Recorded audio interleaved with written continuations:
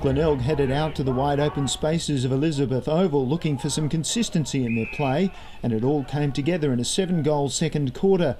Coach Adam Blackley describes the Tigers as a work in progress, but the players gained some confidence in seeing how well they can play when everything clicks. The next task is to produce 4 quarters of that brand of footy. Glenelg was well served in the midfield, particularly by Johnny Wilson with 38 disposals. He provided plenty of run through the stoppages and his clearance work was superb. Braden Redden with 31 disposals and 10 clearances, and Lucas Kanga with 25 and 8 also generated plenty of midfield drive. Blakely was particularly pleased with Brad Wood in his first game for the club. Brad had been playing for Brighton whilst awaiting a clearance from South Adelaide.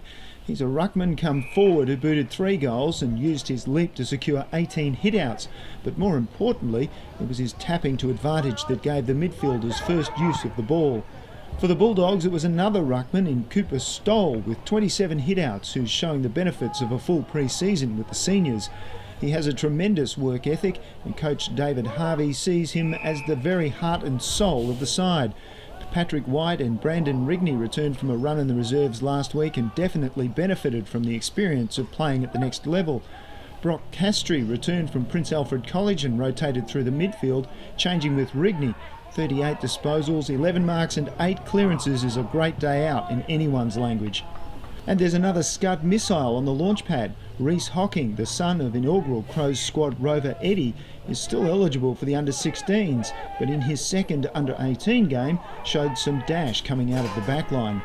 In the end, though, it was the Tigers home by 47 points.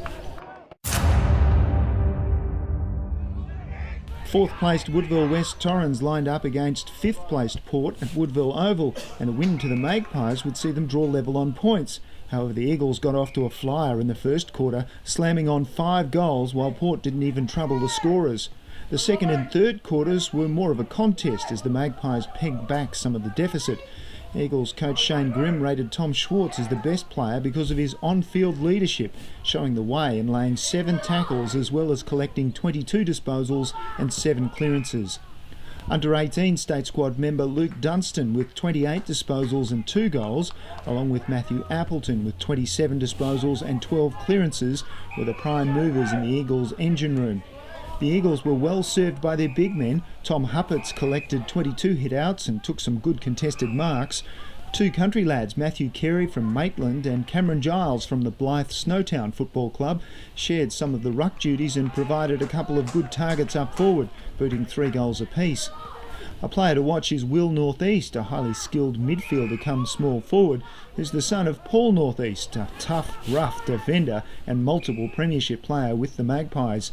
Not exactly a chip off the old block though. For Port, ruckman Alexander Barnes was a standout, back from a couple of weeks in the reserves. He played tall and small, 34 hitouts, 18 disposals, 6 marks, 5 clearances and a goal. A lion-hearted effort. Under-18 state squad member Sean Davidson provided plenty of drive through the midfield, and Robbie Young made the most of his limited opportunities as a crumbing forward with 4 goals.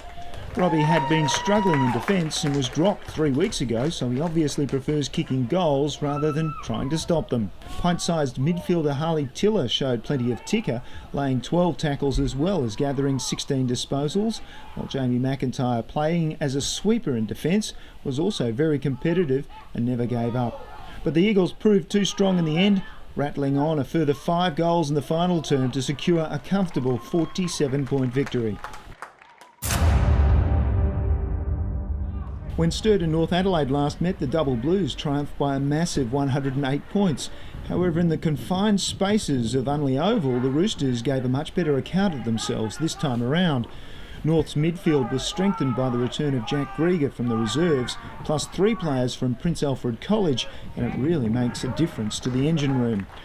Campbell Coombe was a state under-16 player last year, and he really had a day out with 39 disposals and 11 clearances, while his college teammate George Hewitt collected 34 disposals and 5 clearances. George Hannaford is captain of the PAC First 18, And after a good showing in the first half, he dislocated his finger in 2 places after attempting a smother.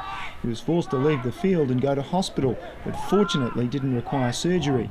For Sturt, it was on-baller James Battersby from Pembroke College who led the way with 27 disposals, 5 clearances and 4 goals. Josh Archer, who's really starting to find his feet after recovering from a bout of glandular fever and injury, is a very versatile player who can play in the centre, on ball, up forward or even in defence. Last year, 195cm Luke Ondraskovic was in the under-16 state side playing in defence. This season he's showing promise as a ruckman playing up forward.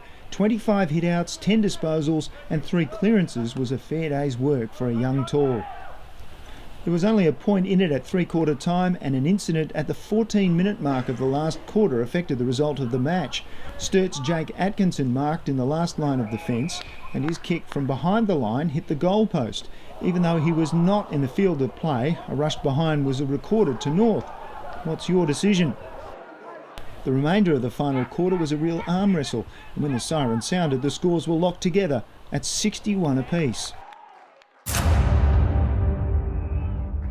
The top of the table clash between Norwood and West Adelaide got underway under lights at Richmond Oval in wet, slippery conditions.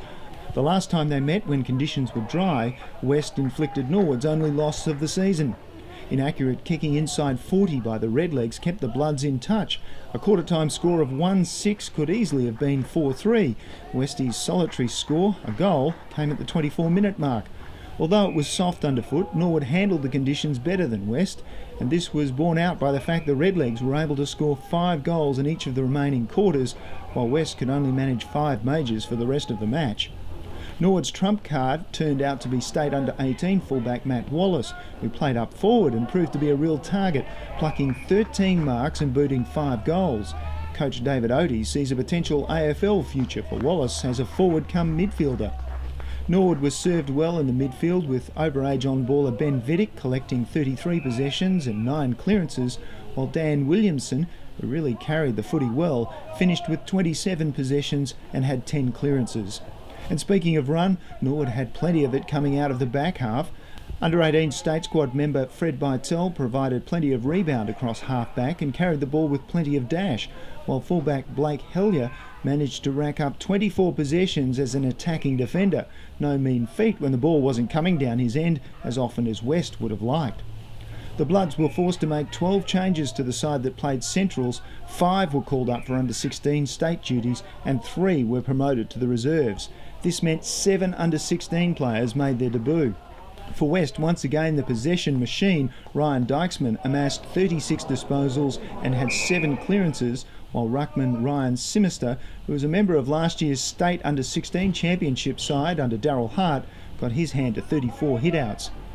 Centre halfback Mitchell Roberts did a good job restricting Norwood's Lockie Peter to just 1 goal, and in the back pocket Zach Bates, a recruit from the Riverland who was last year a member of the Flying Boomerang All-Australian under-15 side, continues to improve each week.